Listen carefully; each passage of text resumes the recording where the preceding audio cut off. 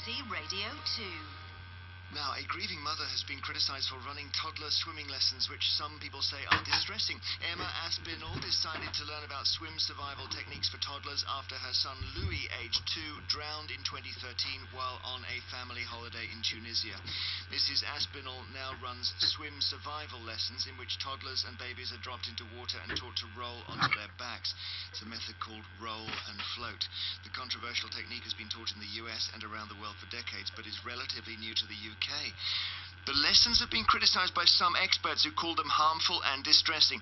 They say leaving a very young child on their own in the water can do more harm than good. Mrs. Aspinall and other supporters of the technique say the method can save lives. And of course it's similar to what adults used to do with their children, their nephews and nieces. A few decades ago, you just throw a toddler in a swimming pool or a young child and they've got to learn to swim. And that's theoretically the way of learning, or it was back then. Maybe it happened to you. You were thrown into a pool as a child and you learnt to swim that way. 08000 288 291, email vine@bbc.co.uk. We're joined by Miguel Jerez, who teaches this technique called roll and float, and also Michael Dunn, who's Deputy Director of Research and Education at the Royal Life-Saving Society. So, first of all, explain it to us if you can, Miguel. What is roll and float and who's it for? Hi, Jeremy. How are you?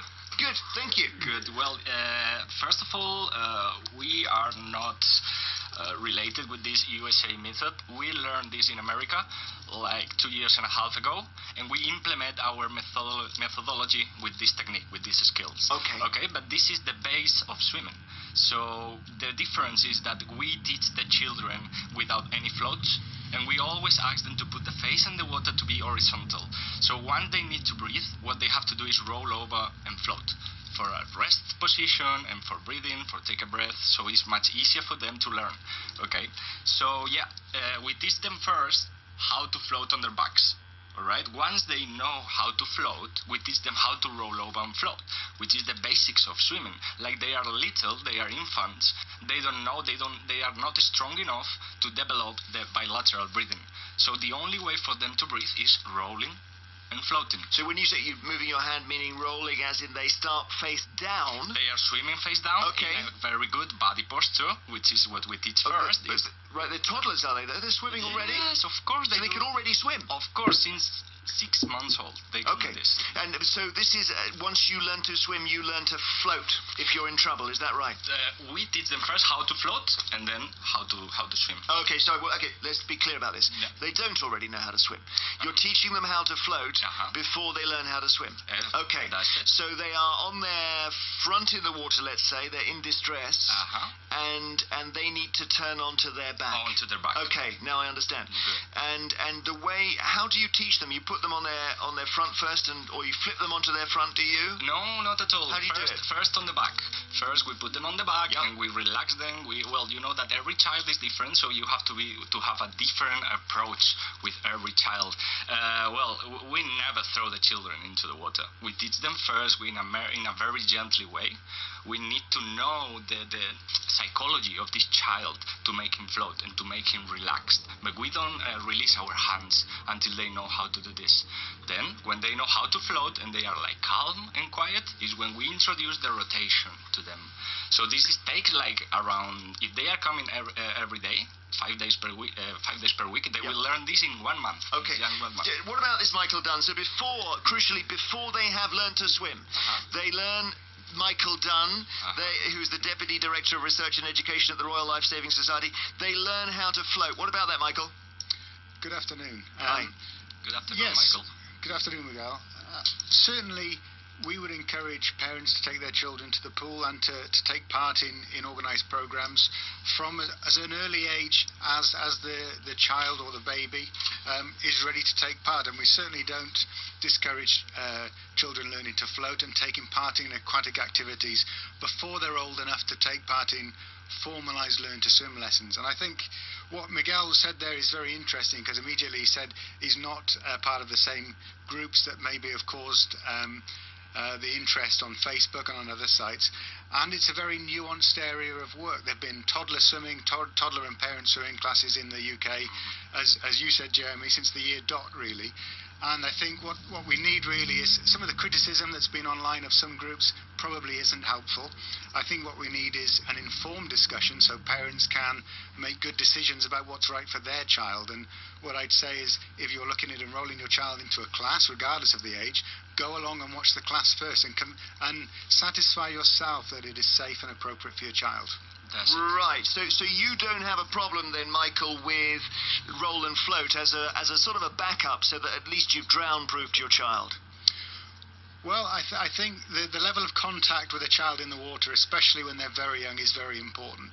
And I think from what Miguel was saying there is there's a good level of contact with a child or a baby, certainly in the early stages, and that's something we'd certainly promote, and not be a fan of the leave a child in distress, to encourage them to find ways of changing their body position. Right, because that is the crucial thing, is that some of the videos that we've seen Michael done show children, well, you'll know this, Michael, they show them being sort of manoeuvred into a position where they would start to panic, so that they could then restore their shape in the water, and you don't like that? That's right. We don't think. Well, it may have harmful effects, and certainly there have been some reports from psychologists who've suggested that. But more than that, it's not necessary. Those techniques aren't necessary to teach children those skills, which can be helpful, particularly in helping them to progress into learn to swim, because they're happier, more confident a child is when they go into those formal learn to swim classes, perhaps aged around 4 or 5 years old. The easier they will find it to take those lessons on. But something I'd just like to add in that, this is for us at the Royal Life Saving Society, a progression of confidence and helping a child to learn to swim. It is not a drown-proofing technique. To suggest that a very young baby, once they've learned these skills, has is able to transfer that learning into an emergency situation, which actually plenty teenagers and adults struggle to do, isn't correct. And the concern is that if a parent thinks their child has been drown-proofed, they may inadvertently and accidentally be slightly less vigilant. And Miguel, respond to that. The drown-proofing makes you feel your child is safe and they're not. There is no human being drown-proof. Even adults. So we are teaching this, and our swimmers are very safe, but we all the time encourage the parents to be on all the time with the children, so they can fix any situation in the water, but you need to be with them. There are no child-proof children. So, and you can go to our website, and we have this word big there in our website, so you can check this. Yeah, I'm totally agree with Michael, and there are no drown-proof children, and what we have to do is to be, I think, open-minded and have like a union. We have to be together, and I think that if we implement these things from America to the UK methodology, and we can create a better way to do it. So people aren't confused, Miguel, it's about a child being in the water, maybe being in trouble, and learning to turn onto their back, have their face facing the sky and breathing. Is that right? Yeah, that's it. That's it? That's it. Simple as that? As simple as that. They do it from 6 months. Right. Yeah. Okay, thank you very much, Didi. You've explained it brilliantly. Nice to meet you as well. Miguel Jerez, who teaches the roll and float technique, and Michael Dunn, who's Deputy Director of Research and Education at the Royal Life Saving Society. And it may well be it's a good place to start, just to learn how not to go under in the water.